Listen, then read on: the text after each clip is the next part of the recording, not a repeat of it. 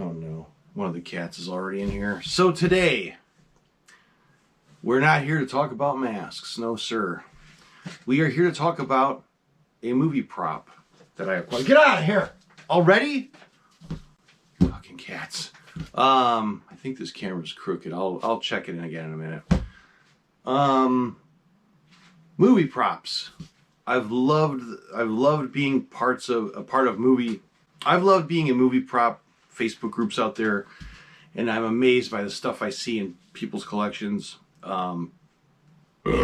Prop collecting is like a whole nother world, man, where stuff can just sell for crazy money. Masks can be very, very expensive, but man, some of the movie props out there I've seen, it's nuts what they can go for. And it's amazing what people have in private collections from some of the greatest movies I've loved my whole life, you know. A lot of people ask me, like, do you have movie props? Do you have masks from movies, you know?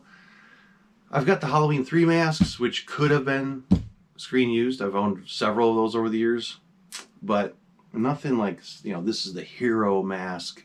I think I've owned a couple of things from weird films. Nothing that's jumping out right now and that comes to mind. I have some weird TV show props from a show I love. A show I love called Nip Tuck. I used to watch like crazy. We've got screen use props from that TV show. But I bought something from a friend that is a prop from a horror film. To me, one of the greatest ever, one of the best ever, best of all time. Some may argue that. One of the greats. And Tobe Hooper film, yes, you can see in the title, it's a Tobe Hooper movie. So I will start off by saying about 3 or 4 months ago, my friend, I have this friend in Beverly Hills, we'll call him David. David was a special effects artist. One of the best painters I've ever seen, hands down. Like, the paint jobs he does on masks now are crazy. He worked on the Freddy films. He worked for the Chiodo brothers on the Killer Clowns movie. He actually owns all of the original Killer Clowns pencil art, the sketches from the brothers. He bought it all way back in the day. Owns the movie molds to the masks. He worked on Army of Darkness. He told me he painted like 400 skeletons for the Army of Darkness film. I've got amazing behind the scenes photos of him painting things, you know. He sent me behind the scenes photos of him working on Army of Darkness. They're so cool. I hope someday he will give me permission to share some of this stuff. I can show you some things that he's worked on. But he's a pretty quiet guy. He's not. He knows everybody out there in the special effects world. He doesn't. You're not going to find a bunch of stuff on IMDb about him. He's just a real low-laying dude that I'm so happy I met for several reasons. He's such a cool guy. His collection of things will blow your mind. He collects a lot of different stuff, but it's like he's got 2 different homes that are literally like museums. You know, he said one day, one of my friend Uncle Evil went there one day to one of the homes, and he said, Rudy, after 3 hours of touring the stuff, we had to stop. It was just mind-blowing, the amount of things. The Ray Harryhausen pieces, original artwork, Basil Gogos artwork, crazy stuff, you know, originals. So David, the origins of this piece I acquired didn't come from just some, you know, Joe Schmo on the internet telling me, oh yeah, this is what this is, you know. If David tells me a story on something, it is absolutely legit and real. Hi, you're the good cat. Yeah, you're the good one. Your brother's not. So David was going through a storage shed. He texts me so many pictures all the time of him working on films back in the day or things out of his collection. He randomly texted me this picture. He goes, "Oh my God, I forgot I had this in storage for 25 years or so. It was in a storage shed." He goes, "It's a movie prop from this film." And he says the name of the film, and I go, "What?" I go, "Let me see what you're talking about." And I see this item. It's not a mask. It's not a severed head. It's not latex rubber. It is a piece of art that hung on a wall in a very famous setting, in a very famous horror film.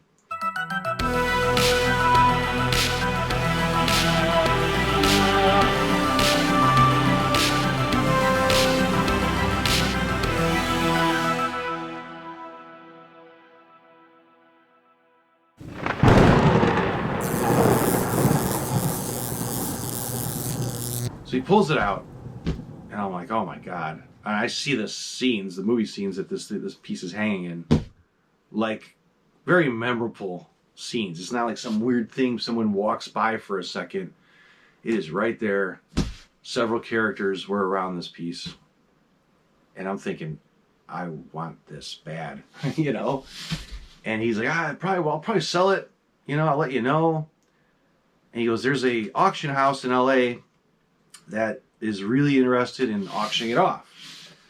I'm like, I'm like, there goes my chances of owning this thing, you know?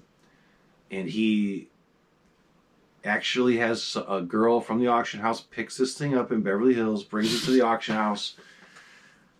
And for like a month or so, I'm thinking there's no way I'm getting my hands on this, especially now it's going in auction. Who knows what it would do. I don't want to pay buyer's premiums. I don't bid against other people for something that I'm like, So it turns out, he goes, "I'm going to tell them what I want out of the piece. Like, I want this kind of reserve. I want blah, blah, blah."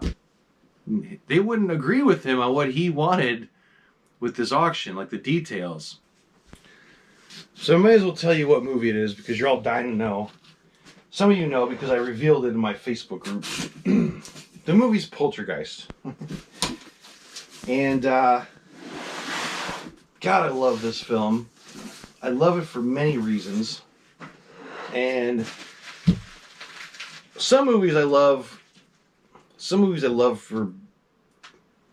I love them because of what they are, but at the same time, certain movies bring me back to the 80s. They bring me, like, watching them just suck me right back in the 80s.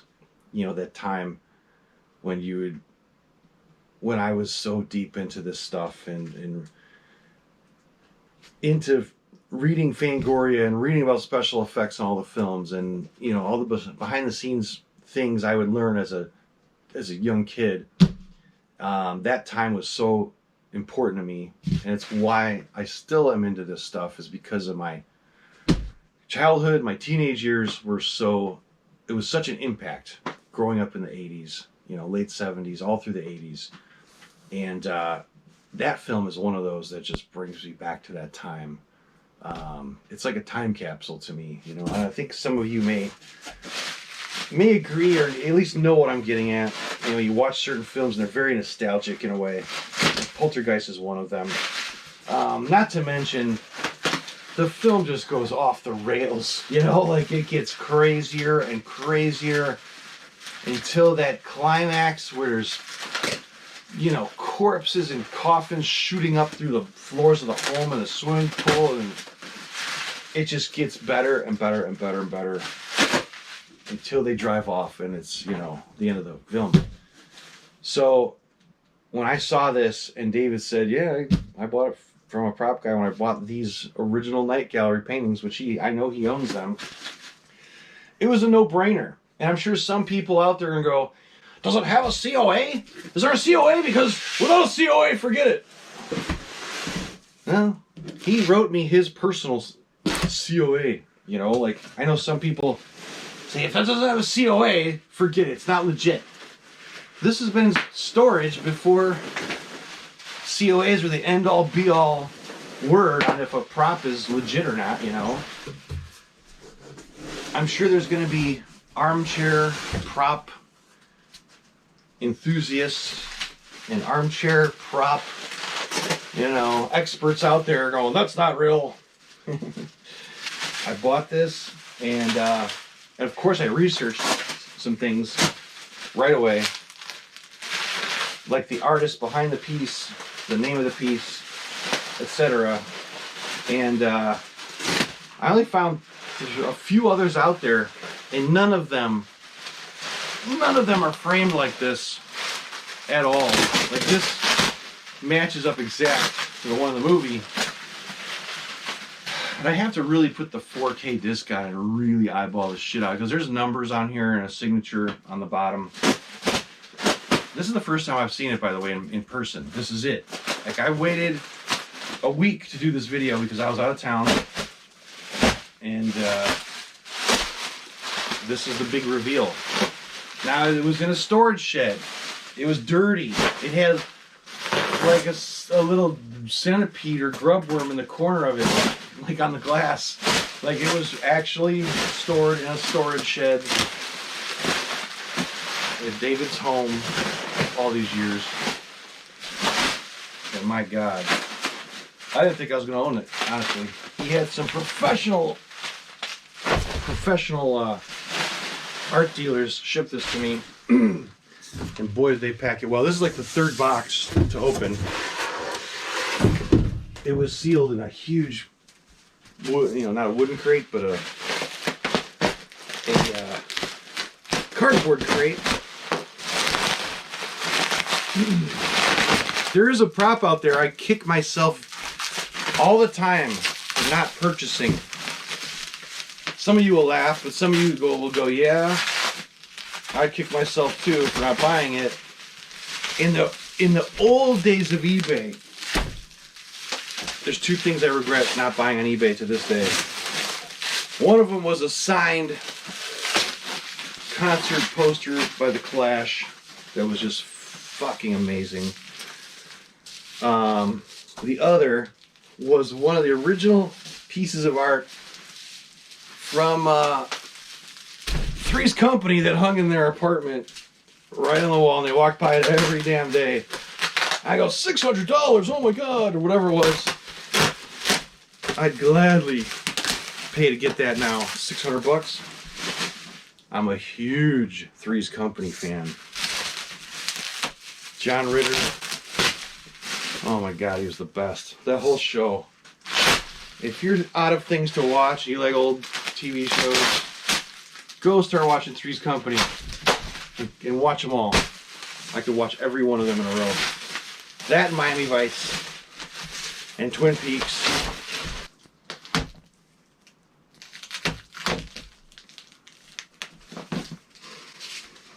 We're almost there. And this wasn't cheap. I will tell you that. It was not cheap. But in the grand scheme of movie props, it wasn't bad. I've seen props sell for stupid money out there. Maybe if there's ever a way to get... I don't know shit about props and, certifying them or who certifies stuff. But I'm going to tell you something else that's very cool about this. When Dave and I were originally talking about it, I go, wait a minute. I'll reveal what I'm going to say in a second. And David, he could have got more money in auction, I'm sure. But he doesn't need the money. I'll tell you that. And he was more excited that I wanted this so badly. This is fucking crazy. Oh, this is crazy, guys. Hold on. Yeah, I said it's from Poltergeist, but these guys really went all out. They put this special thing on the glass, so if it ever broke, it would be contained. Hold on. I'm going to stop the filming for a second. Alright, it's unwrapped. God damn, is this cool. This is my first time laying eyes on it. So, Poltergeist. Yes. Here's the piece. I'm going to hold it up for you guys. And let's take a quick look at the Freeling's bedroom. Here's a scene from the film. A very memorable moment in the movie Poltergeist where you'll clearly see this thing hanging on set. Honey, it's right to the Nautilus machine. Wait a second. Before, after. Before, after. Before, after. When I saw that, I put the movie on instantly. I started watching the film. I go, Jesus, this is crazy. So the artist that did the piece is named Barbara A. Wood. She signed it here in pencil. Number 240 out of 750. So I started Googling Barbara A. Wood, and I found images of the piece, or other prints, I should say, of the piece. And they're all framed differently. You know, they all look different. Some have big, thick frames. Some have thinner gold frames. Only one was framed like this that I've seen, and that's the one in my hands that matches up perfectly to the one in the movie. I think, you know, if they weren't in the film, they sell for $200 or $300. I'm trying to remember when the artist did the piece. I think it was either from the late 70s or early 80s. Possibly someone from California. I don't know. I don't know much about the artist, but so David was talking to me before I bought it, and it was going to the auction. He goes, it's too bad that the mat is crooked.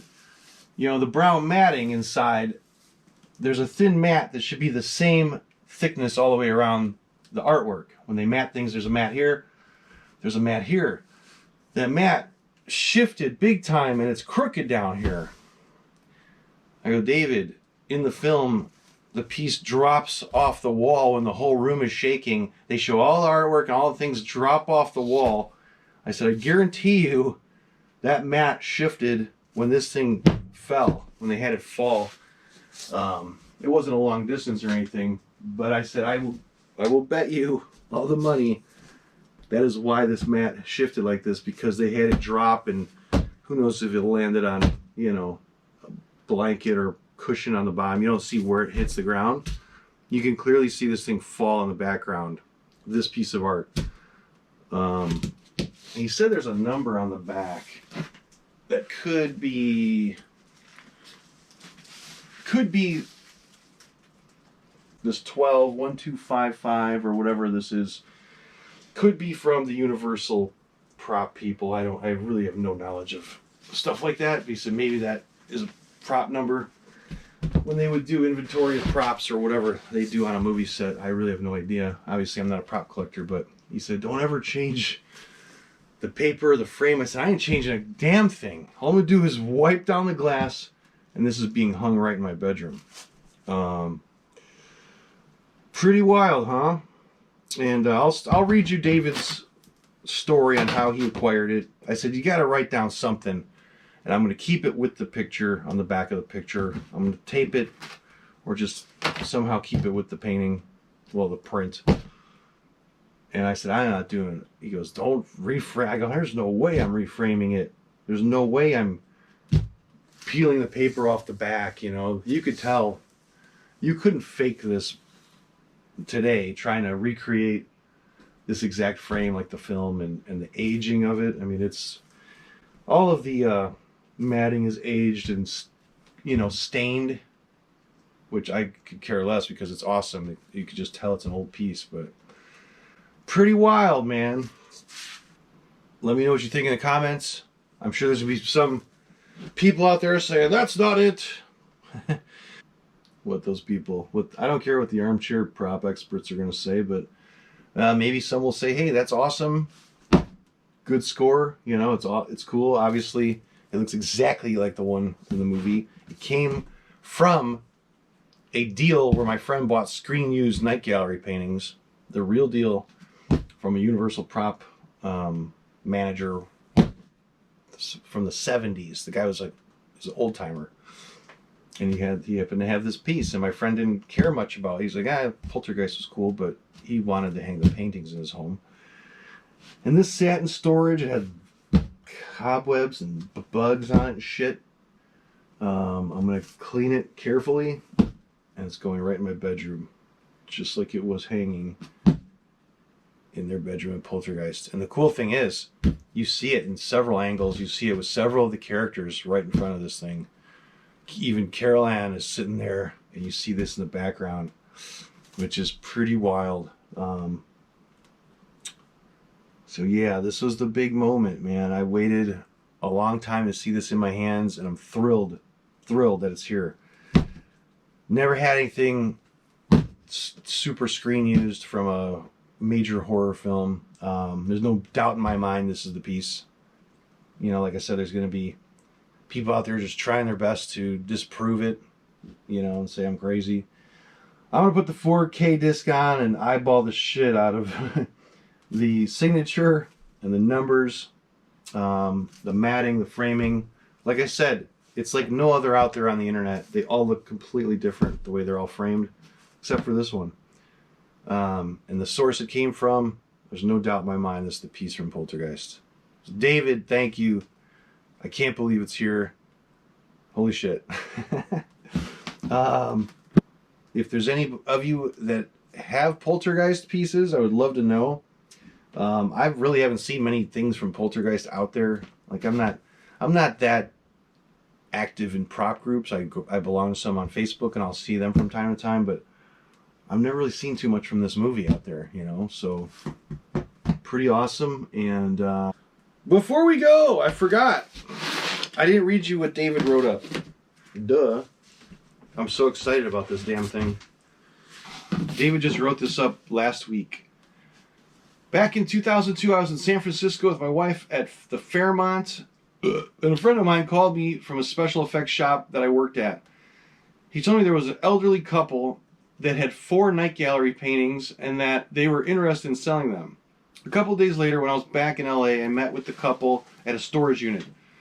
Strangely, about 3 blocks from my house in the valley. The night gallery paintings were in storage there since the 70s. The gentleman ran the prop department, the old guy, ran the prop department at Universal Studios back in 1971 when they canceled Night Gallery.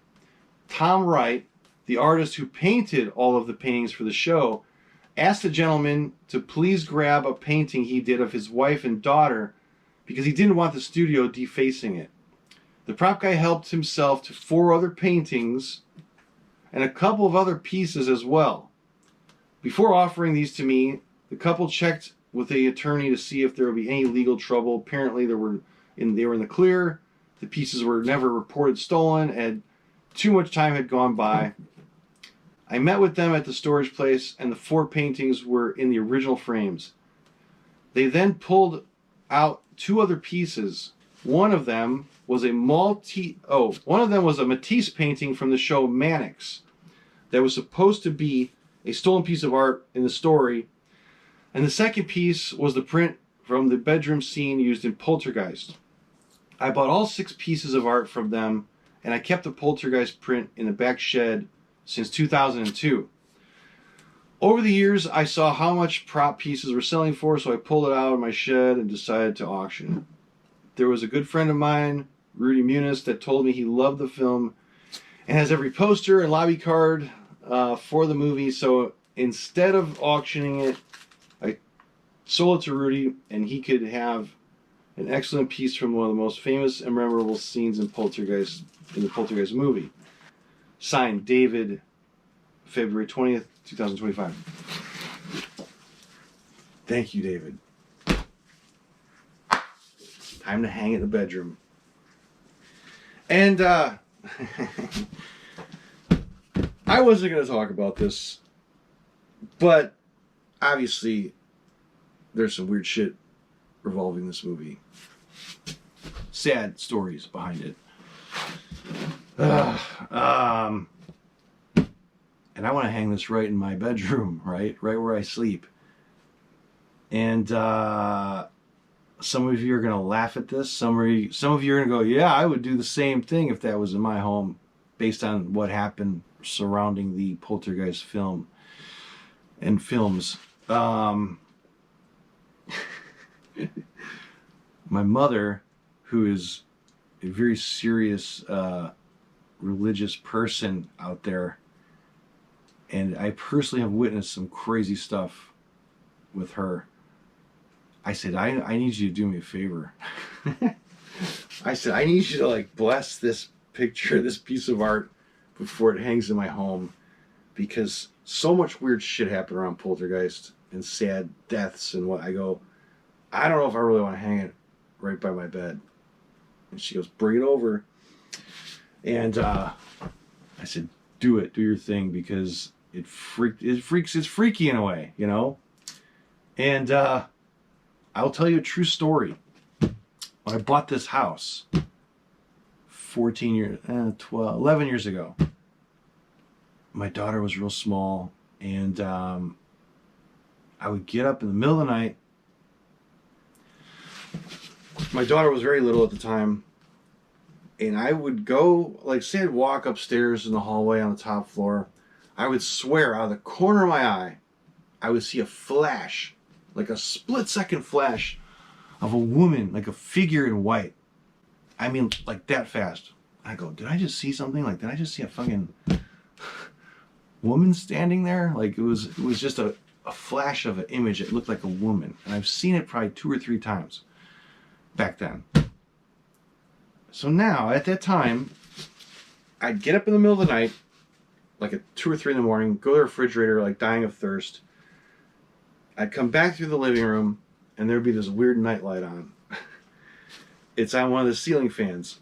And they're older fans. There's no motion activated shit. You have to hold 2 buttons in to activate these nightlights. There's no, you can go and wave your arms around all day long, they're not coming on. And I'd be like, I'd come back from the kitchen and I'm like, what the fuck? That is very bizarre that light is on. And it happened several times, and it wasn't very consistent. And it happened so much that even my ex, she goes, do you notice something strange with the lights in the living room? Like something's almost turning it on for you as you're... I go, yeah, I notice it. I go, it happened to me several times. So now, like, you people are going to think I'm nuts. Half of you think I'm nuts. Half of you think this is cool. So now I'm laying on the couch. It's summertime. My daughter was small. She was like 6 or 7, like, and she's with the ceiling fans going real fast. We're watching TV in the afternoon, and she whispers to me, "Get out of there!" She whispers. She's like right up against me. She goes, "I'm cold." And just as she says that, you hear the ceiling fan go click. It would make a noise when you turn them on and off, and it slows down and eventually stopped.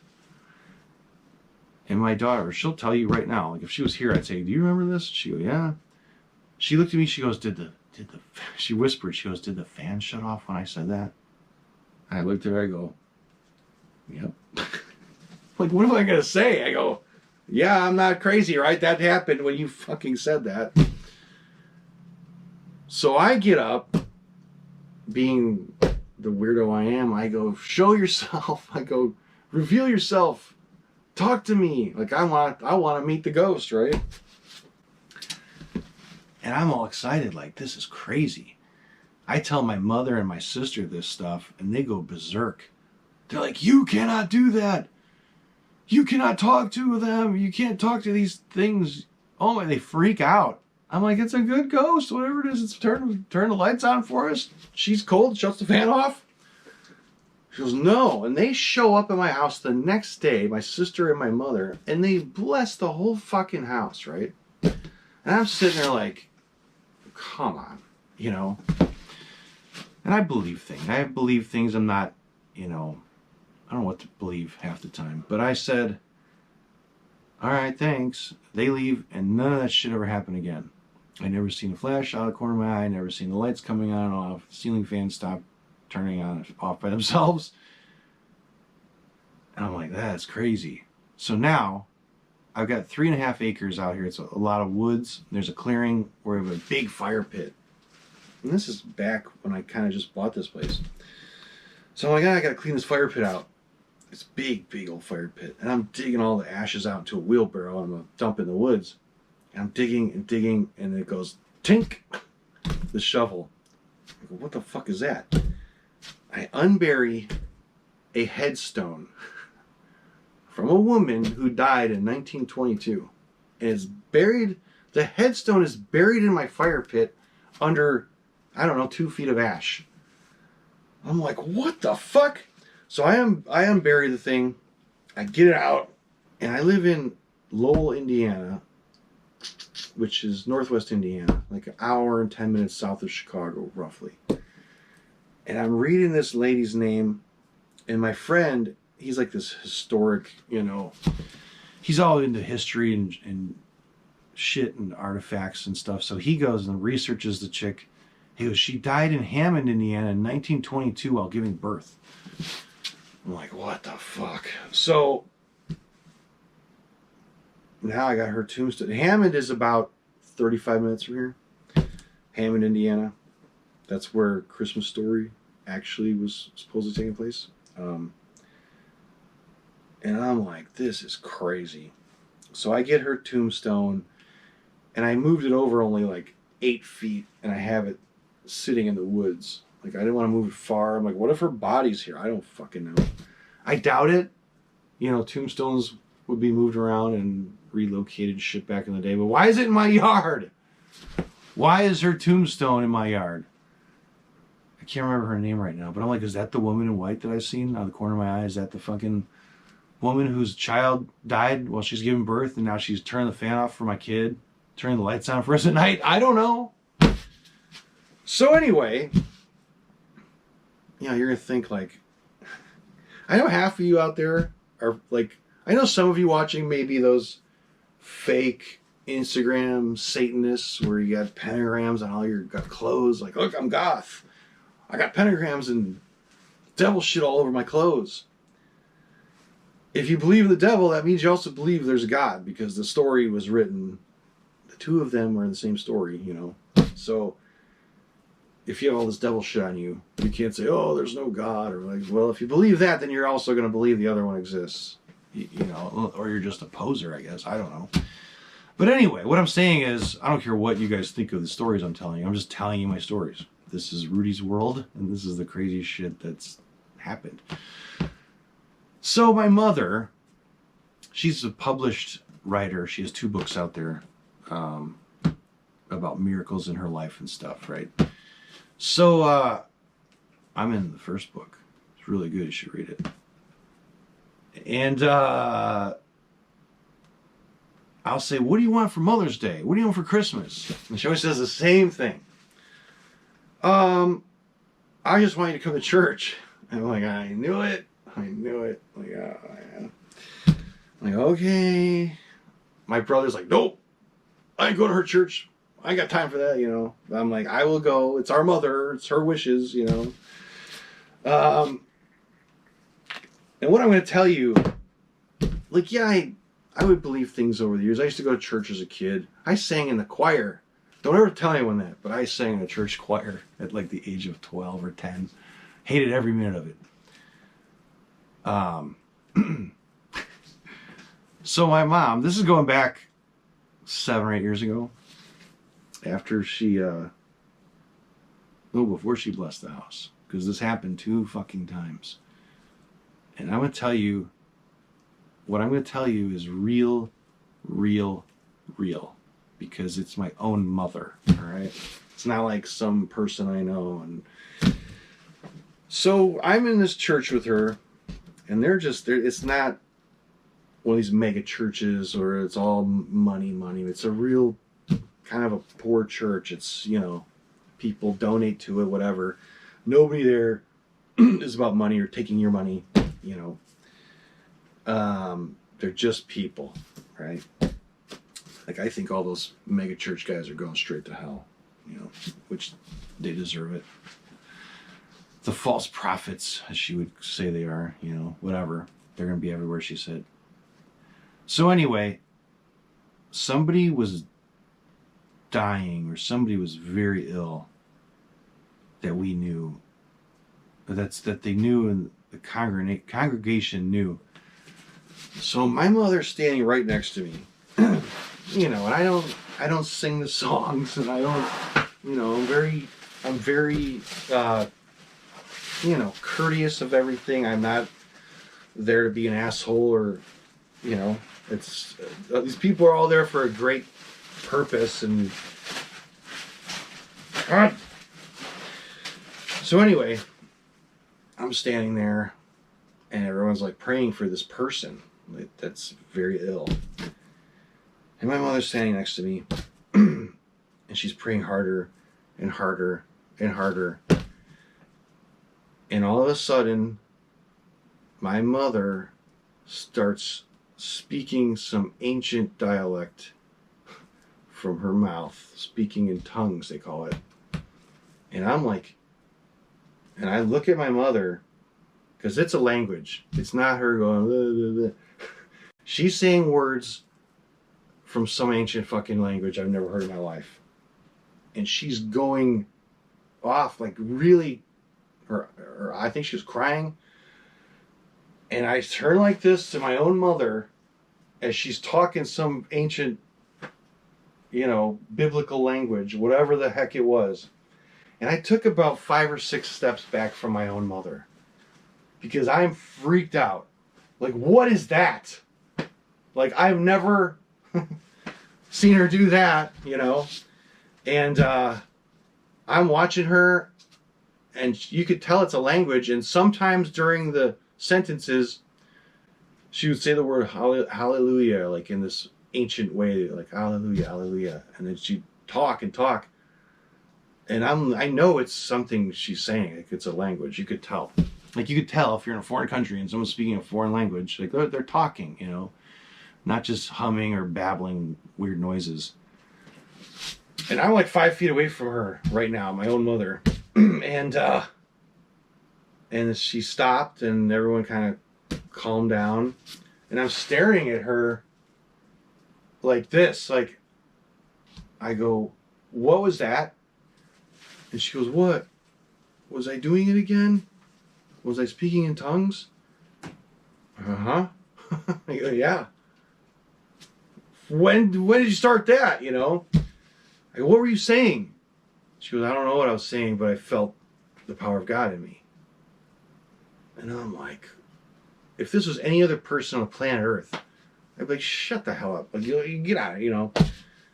And if you knew my mother, like, if I went to my mom and said, make up a phony language, make up an ancient language right now, like, I can probably do it. I can make a funny, you know, sounding language, like I'm speaking some foreign tongue, and she would just start laughing, like, I can't do that, you know. She can't.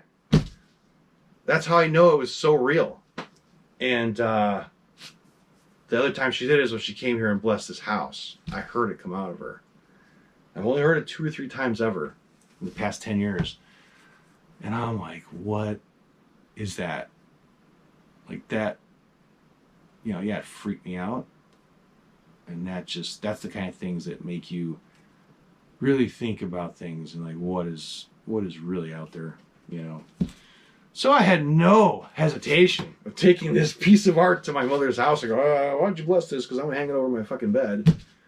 And, you know, I don't want to be part of the Poltergeist story, you know, where horrible shit happened to those people. And, you know, and I'm sure you've all watched the videos. But anyway, I had to tell you about that stuff. I don't care if you hate religion. I don't care if you like religion. That's your prerogative. I'm not here to preach religion to you.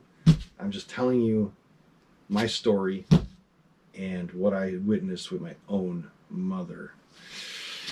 It's crazy. But yeah, if you want to read her books, if you are into that, they're good books. I think I talk in one of them or something, or she reads a letter I wrote her in one of them. It'll make you cry. My letter's very touching. Anyway. Yeah, Poltergeist. One of the greatest movies of the era. The good old days of horror. You know, the mid-80s. 84. It was 84, right? What a time to be alive back then. reading Fangoria, going to the video store, knowing who all these people were, you know, through the magazines, Tobe Hooper and Savini, all these names you would read about, and you're so more connected to this thing, this horror genre, through these magazines and movies you'd watch, you know, and you'd know more, you'd learn and learn and learn as you got older. You'd know more, all kinds of little details about these films and the special effects and the actors and who did what. There was no internet back then. It was like, it was really learning in a better way because you absorbed it better. It's not like watching shit today. It's going by your eyes so quickly that you're just numb and you're like, you don't take it in like you would if you were really reading it out of a paper magazine back then in your bedroom when no iPad, no iPhone, no, you know, Commodore 64 ain't gonna get you that far into not paying attention to shit like a computer will now. Atari though, that's a whole other story. I'm surprised my thumb is still here from playing Atari. That's it, guys. Thank you for watching this. I could not wait to do this video for you. And that's, in my mind, this is absolutely a screen use piece from Poltergeist.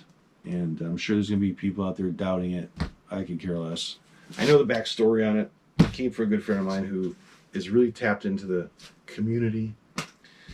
I think he used to work at K&B with all those guys for a long time. And Norman knows him. Shout out to Norman Cabrera. He knows David very well. Yeah, if David says this is a screen use piece, there's no freaking doubt in my mind. So yeah, and look it up. Look up the piece of art yourself. I'll put the name of the artwork in the video so you can research it if you feel like it. But the frame, everything matches up. And then the matting is crooked. Obviously, in my mind, and David, we both agree it had to be when that thing dropped in that scene, when they had everything fall off the walls. There's a number, I don't know, any piece of art could have numbers on the back. He thinks it could have to do with Universal's prop department. If any of you own things with similar things like that, please comment and let me know. That's it. I love it. David, you're the best. Thank you. Mom, I love you too. Thanks for blessing my piece so I can hang it over my bed and not have demons come out of the walls. And good night, and I'll see you all soon with another video.